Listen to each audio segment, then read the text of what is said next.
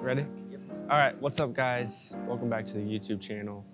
Alex here representing Good Muscle. All right, so kind of going off of the last video, we're talking about how to optimize training, how to train smarter, not harder. Well, we're still gonna train hard, but how to train smarter, how to do less, but get more out of it.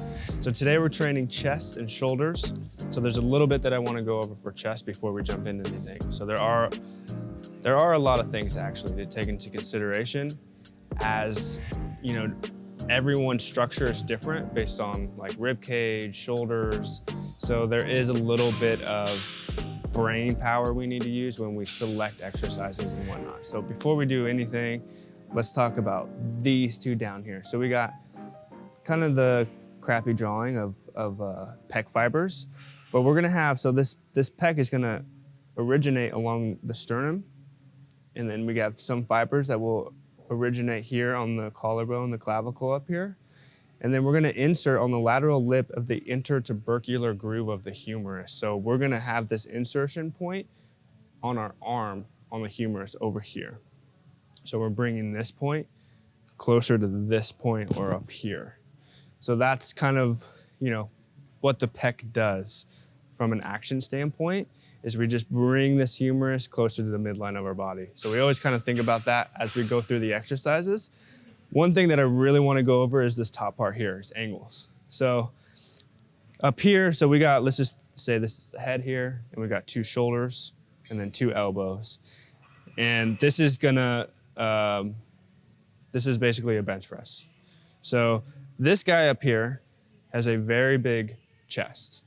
As you can see, he's got some big boobies here. Now, what I want to cover is like why the bench press may not be good for one person and maybe really good for another person. So this top guy here has a very big chest, right? It's got lots of convexity here. So if we have this bar going across here, right? Let's say his arms are straight there. As he starts to go down, look, we're thinking about this point here and this point here.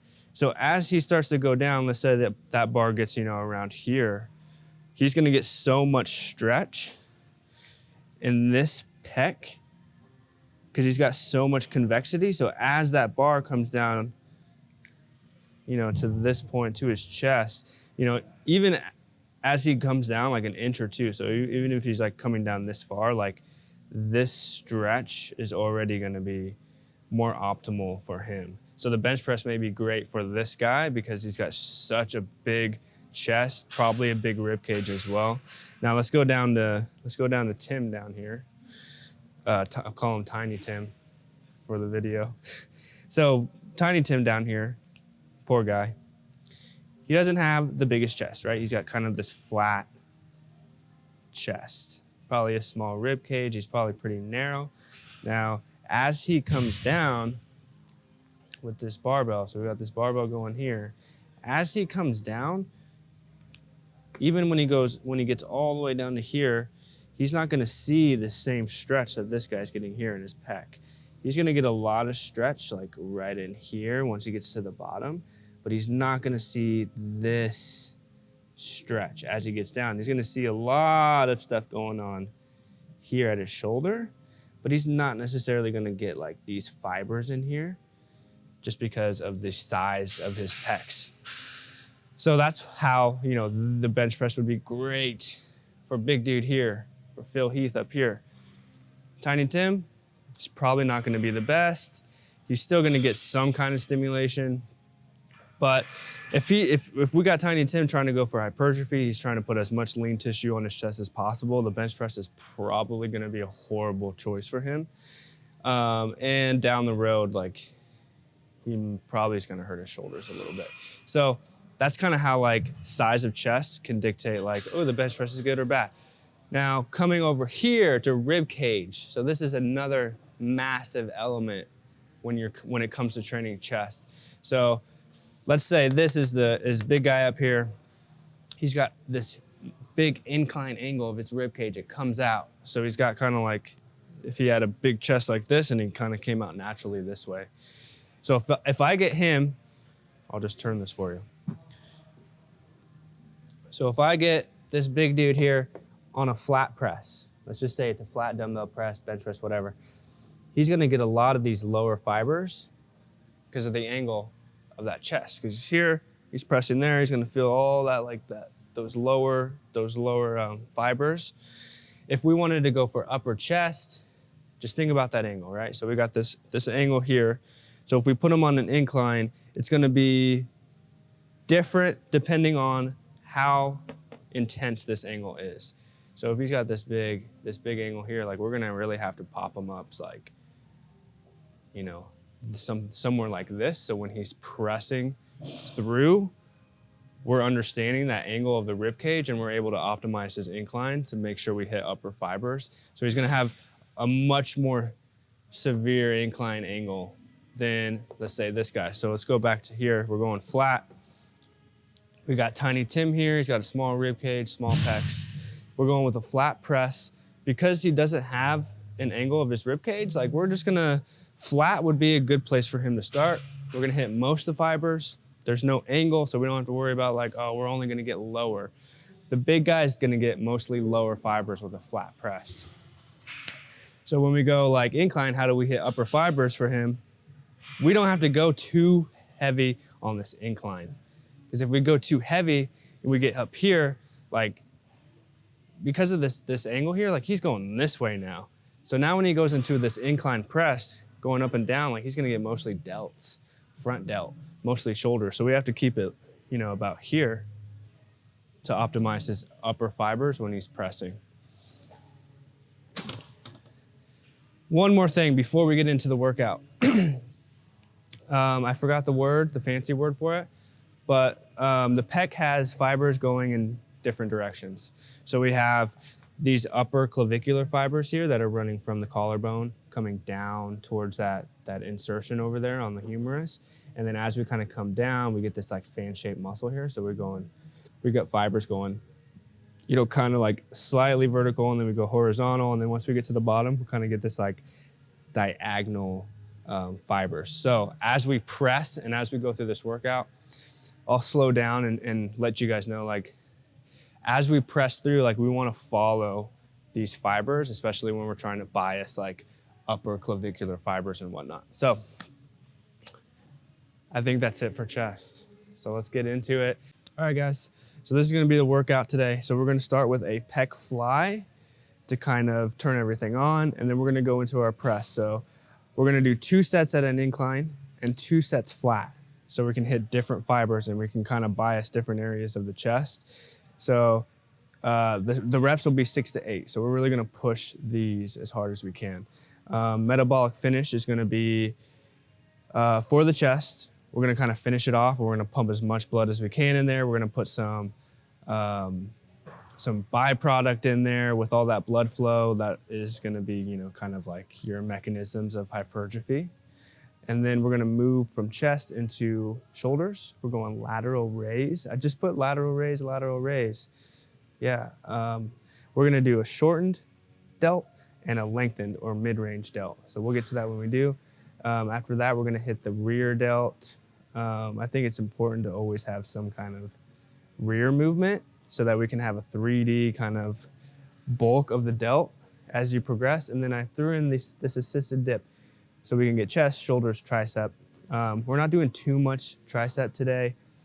I've done a lot of triceps in the past, so they're pretty developed, so I don't necessarily want to just like hammer them out again today. They've been through the ringer this week too, so we'll do an assisted dip. Once we get there, I'll go over some cues that we can use to make that movement not only work triceps, but mid-trap and function of the shoulder. So let's do it. Are we rolling? Okay, we're rolling. What up? What up, guys? We're starting with a fly. I like to start with a fly to kind of not necessarily like pre-exhaust my chest, but just to get things going. Again, like the action of the chest is to bring the humerus closer to the midline. So we're gonna work the action, kind of get some blood flow in the shoulder, the chest, my hands, warm me up a little bit before we get into a press, because we'll go all out on the press. I'm gonna do probably 2 just warm-ups, and we're just really focusing on, I'm talking, what is that, second, third person? Like, I'm really focusing on just really getting that squeeze at the top. There is a little bit of a component of like scapular humeral rhythm going on. So like, what are my shoulder blades doing, and are they moving with the humerus as we go up? So if we stay retracted, so if we're retracted here and we're trying to go through this movement with these shoulder blades sucked back all the time, we're gonna miss out on a lot that we could get if we come up to the top. We let those shoulder blades come into protraction, but not too much. We get a lot more squeeze. We get a lot more fibers recruited. So there is a little component of that. But for the most part, this exercise is very easy to get a lot of output and not really worry about form too much.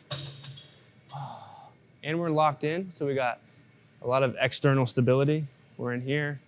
We don't have to worry too much. These move a little bit, but really just the length of your arm. So this is a really good exercise to throw in and not have to worry about, you know, dumbbells. And we also don't worry. So the difference with this and dumbbells is dumbbells, we have gravity pulling down. So as we come up to the top here, we lose everything. So that load is going through the wrist, the elbow, and the shoulder at the top.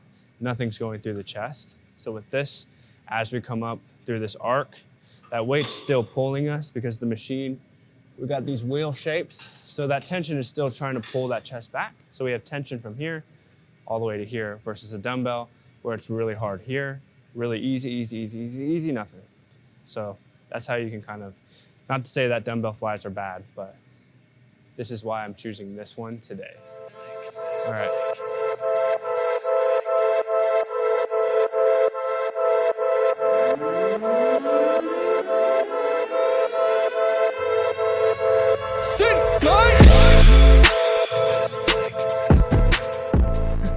So, I should have done this earlier. Something I do before I start the chest day is get the serratus to turn on. So the serratus is gonna be, and I like, the serratus is gonna be this muscle here. So like when someone gets really lean and you see these like cool muscles coming up, that's the serratus. Its role is to hold this shoulder blade against the rib cage. So as we go into like protraction, that serratus is gonna make sure that that shoulder blade stays where it needs to be. For me personally, this side has a lot of trouble with just instability. So I always do this before I press. I was just rushing through it. It's early. So what we wanna do, and this is just one way to do this. There's other ways. I just find this one like quick and easy. So we're gonna go here. Now we need to protract the scapula, so we need to go forward with the shoulder blade, so pressing out this way. So we don't wanna be here in retraction. We're protracted this way, and then all we're gonna do is we're just gonna slowly climb down, and then slowly climb back up, staying in protraction.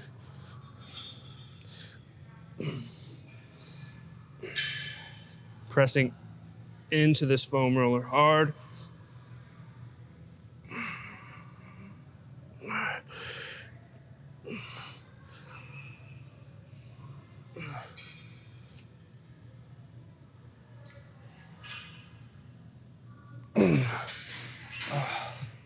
Perfect. You should feel a little something in there. You can do as many as you want. I just really need one good one just to make sure it's going. I could feel it when I did the fly. My shoulder was kind of coming this way, so always do that. We're going into our presses now. So we're gonna go 2 sets at an incline and 2 sets flat. So the angle of the rib cage is gonna kind of come into roll here. So for me, I don't have a big rib cage. I have a little bit of an angle with my rib cage though, so if we're coming from the side, I'll take this off too. If we're coming from the side, I have this angle of my rib cage, but from here, if I come out this way, like this part of my chest should be somewhat flat if I'm at the right incline here, but I've got this kind of lined up with this plane here going this way. So if I had more of an angle and I was still kind of shooting this way because the incline or the angle of my rib cage was that intense, even being at this incline, I'd still be hitting these lower fibers. So that's how we kind of figure out where we want to be. So if my rib cage was more this way, you're thinking, okay, I'm too inclined. I'm gonna hit a lot more shoulders. So you'd have to go back. For me, that should be about perfect. Now, I'm really going for the upper fibers. So when I drew that picture, these upper clavicular fibers run this way. So how do we bias fiber orientation? As I'm coming down, I'm gonna bring these elbows in a little bit. So if I wanna get these fibers, I have to just line up my arm with the fibers right there as I'm pulling through and coming up to the top. That way I can get this whole upper chest, these upper clavicular fibers. If I bring my elbow out this way, I'm still gonna hit chest. So don't think you're not gonna hit chest, but I am gonna bring a lot more of this upper or this front delt into play as I'm pulling through. I'm still gonna get kind of these fibers along here on this horizontal orientation. I'm just gonna miss out on these up here. So that's how we're gonna kind of change the angle of the arm to hit different fibers of the chest. I think that's it. I mean, reps and sets. Reps and sets. We're gonna do 2. So I'm gonna do probably 2 warm-ups. I'm already pretty warm from the fly. And then I'm just gonna do 2 sets, 6 to 8 at the incline, 2 sets, 6 to 8 at the flat. Now, once I go into the flat, after I've done the 2 incline, like I'm ready to go. So I just jump right back. I just jump right into those flats. I don't do any warm-ups. One thing to take into consideration with an incline, especially if you have a big rib cage, if you have a higher incline, those shoulder blades need to be moving a certain way. So if we're, cranked up this way, I used to do here. So if I'm at an even more intense incline, these shoulder blades need to be coming together and down this way. So if we're here, right, and we're coming this way, we're just gonna we're just gonna mess shoulders up, AC joints. We're gonna cramp all this up, and we're gonna kind of miss out on the stretch at the bottom. Other than that, I think that's all the knowledge stuff I have. Let's get started.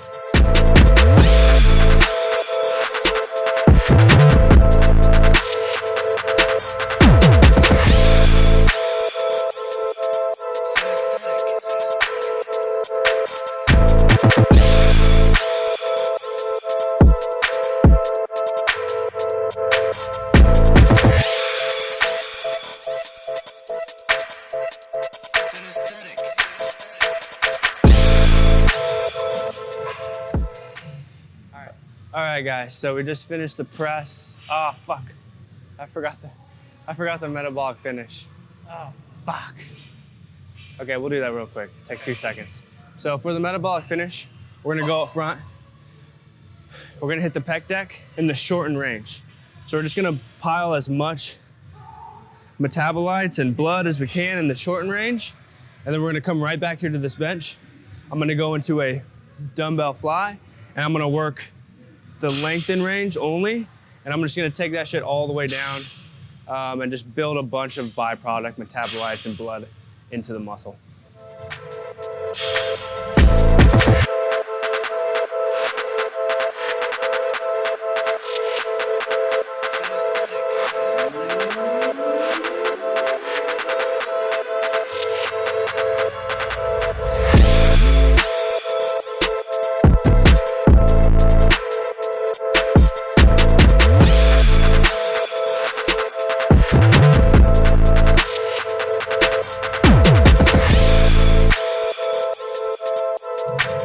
All right, guys, just finished chest.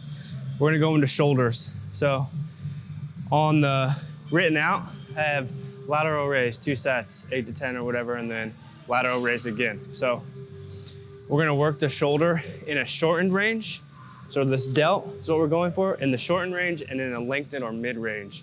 So this first part, we're gonna go the shortened range because that's where we're gonna be weakest. So if we start in this lengthened or this mid range, we're just gonna toast it to the point where like, we're not gonna get much out of the shortened range, but we should be training both. So when we go, the reason I'm gonna use a cable is because dumbbells, the resistant profile is pretty shit. Not that it's a bad movement because it has its place, but when we're here, when we go out with a dumbbell, right? So we're right here, we can hold whatever we want. Hold 100 pounds here if we want. Now, as we come out, it gets heavy, heavy, heavy, heavy. This mid-range point right here is gonna be like, just insanely brutal to the point where like, you're not gonna get this high unless you're using like a 3-pound dumbbell. So the resistant profile is shit when you consider like, okay, if we wanna put lean tissue on, like we really need to push this muscle through its full contractile range and be able to push that volume and those repetitions without this happening. Another thing is position of the elbow and the wrist.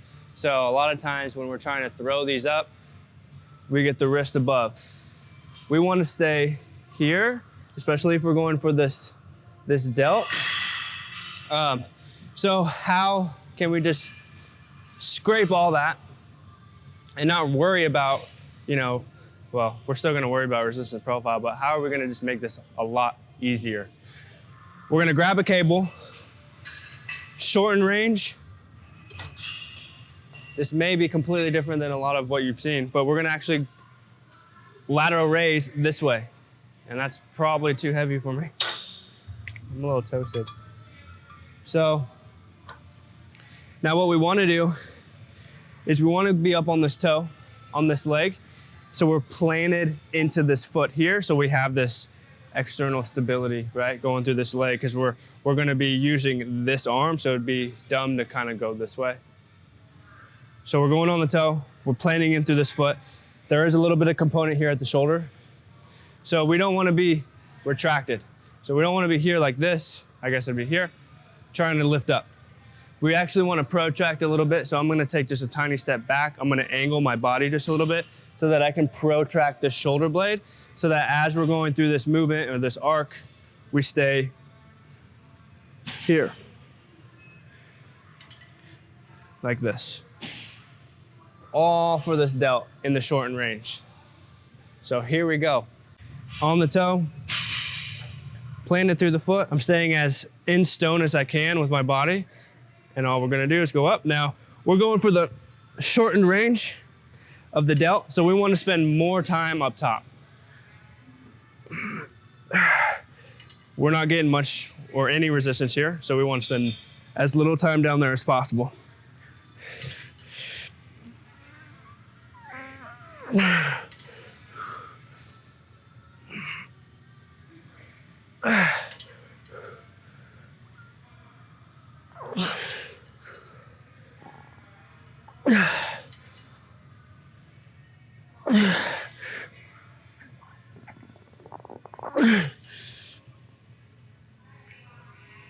Oh.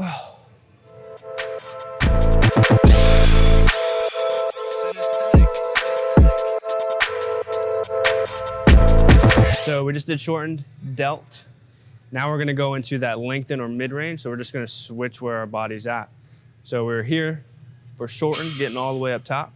Now we're gonna go this mid-range to lengthen side. Now, I used to do this all the time. I know a lot of people do it still, is we kind of come here like this and we lean. But here's the thing, right? So if we're leaning this way, we're missing out on this whole mid-range to lengthened part of our delt because it's really easy all the way up top to the point where we're starting to work that shortened range of the delt already, which we already did. And just being here and trying to maintain this is a lot more complicated than, just being here and doing it this way. So we actually want to stay straight. We're gonna stay straight. We're gonna grab here for that external stability. We're gonna switch the feet to here. So we're on the toe, on the one closest, and we're planing into this side because we're coming out this way. Now, as we come out, we're gonna keep the tempo the same. Again, with lateral raises and stuff like that, we want a little bit of protraction of the shoulder. We don't want to stay protracted because we're gonna miss out on the delt, and we're gonna get a lot more of that upper trap involved. So we're here, we're kind of protracted, we're coming out, we're set in stone, we're control. It's not about how high we can go here either, because we already did the short range, so we don't need to go higher than that.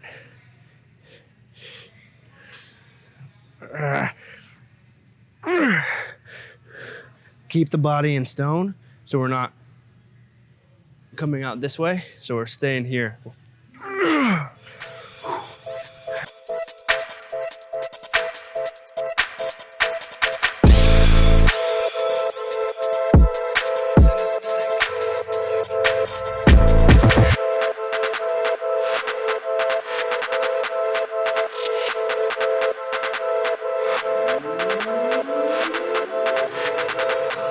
All right, guys, so last thing. So we did shortened, mid-range, lengthened delt. My delts are juiced. We're gonna go for a rear delt, so this back of the shoulder, so that we can get this overall like 3D look. We get a lot of front delt with our presses. That's why I'm not prioritizing it today.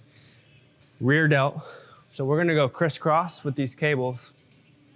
Now, we could go pec deck, but we'd have to position the body. So we'd have to literally position ourselves here, stay here. We'd have to keep all this in stone, like this. Not that it's not good or bad or anything, but I think this is a lot easier to maintain this position because we're already here. So we don't have to like scoot to the little edge of the pec deck machine, and we don't have to worry about like stabilizing our body in that one position. So we'll be here, we're gonna crisscross. We wanna keep our arms straight.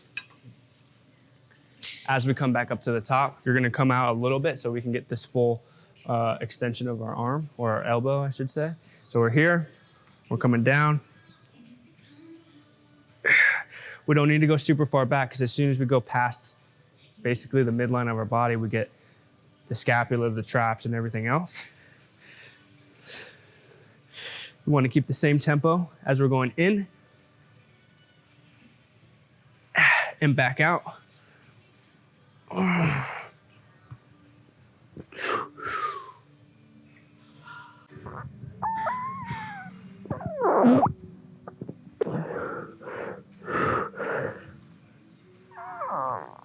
Oh, Lord. Ow. Okay. The last thing that we're gonna do is an assisted dip. Now we're gonna really kind of focus on a lot more function than just like action of the tricep with these. So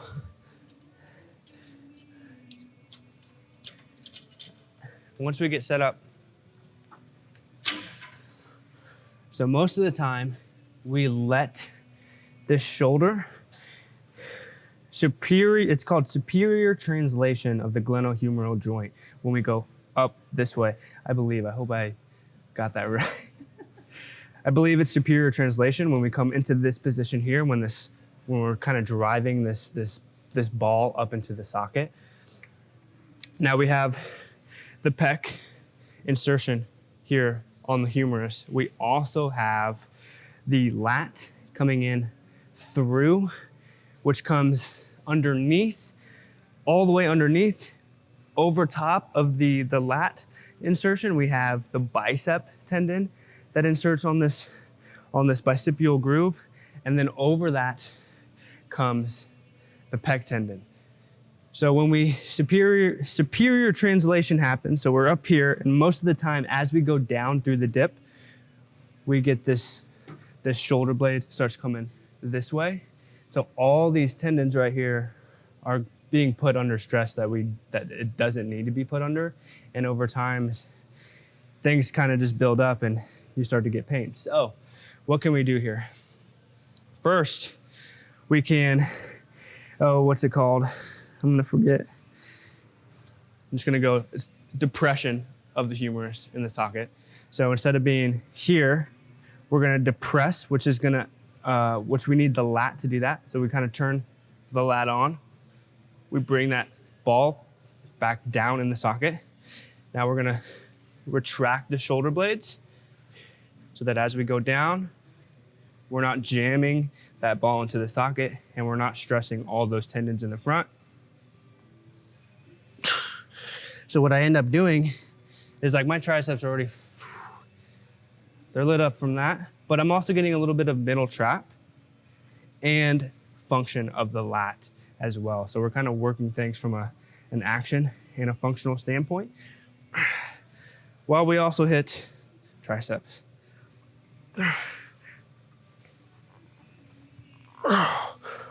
Oh, Lord.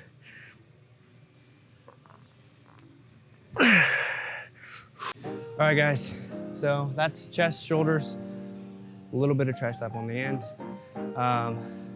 Hope you learned some things. I hope you enjoyed the video. Let us know what we should do next in the comments below. Don't forget to follow me on Instagram, GoodMuscle_AB.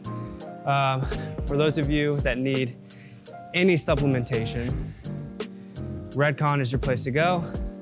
Use the code that it will be down below in the description for a discount, and you can support the Good Muscle Hustle, baby. We're out. Peace and love, everybody. Thanks for watching. Sorry we didn't have no coffee.